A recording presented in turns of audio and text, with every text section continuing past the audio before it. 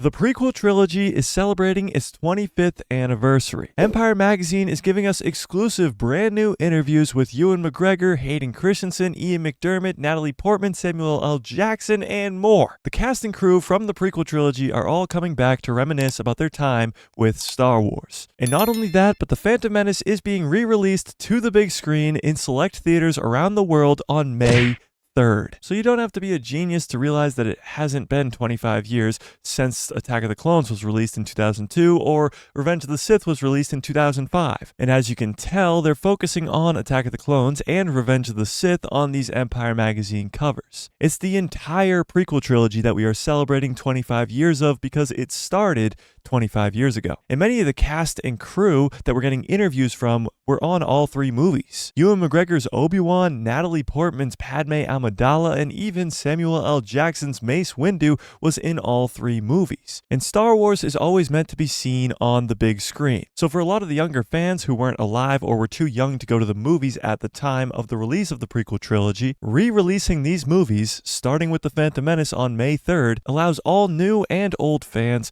to go to the movie theater and experience Star Wars the way that it always was supposed to be experienced. Because if you're like me and you've never seen Duel of the Fates on a movie theater screen, you're gonna buy tickets as soon as possible. Now there's also the question of why now? Why celebrate the prequel trilogy on the Phantom Menace's 25th anniversary? Why not re-release Revenge of the Sith on its 20th anniversary next year? Or why didn't you re-release Attack of the Clones in 2022 on its 20th anniversary? I believe that they are doing this massive celebration of the prequel trilogy for two reasons. One, Star Wars hasn't been in the movie theaters for 5 years. The Rise of Skywalker was the last Star Wars film, and that was back in 2019. The next Star Wars movie to be released is the Mandalorian and Grogu movie, which will come out on May 22nd in 2026, but I explain all that in this video right here. But that's 2 years away. So after not having a Star Wars movie for 5 years and having to wait 2 more years for another Star Wars movie, this is the perfect time to celebrate the prequel trilogy and re-release these movies into the theaters. Star Wars fans, myself included, are itching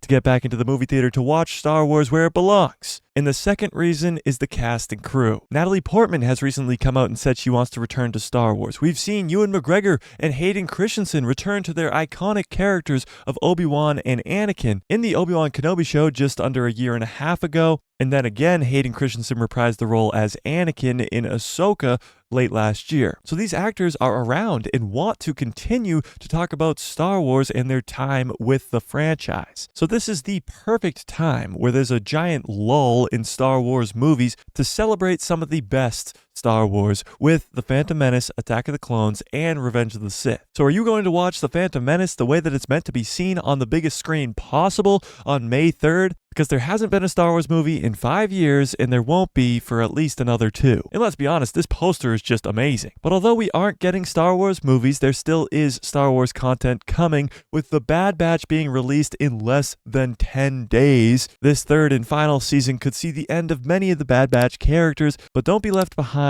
and stay up to date on all you need to know about the Bad Batch going into this third season. And good news for you, I've covered all of that in this video right here.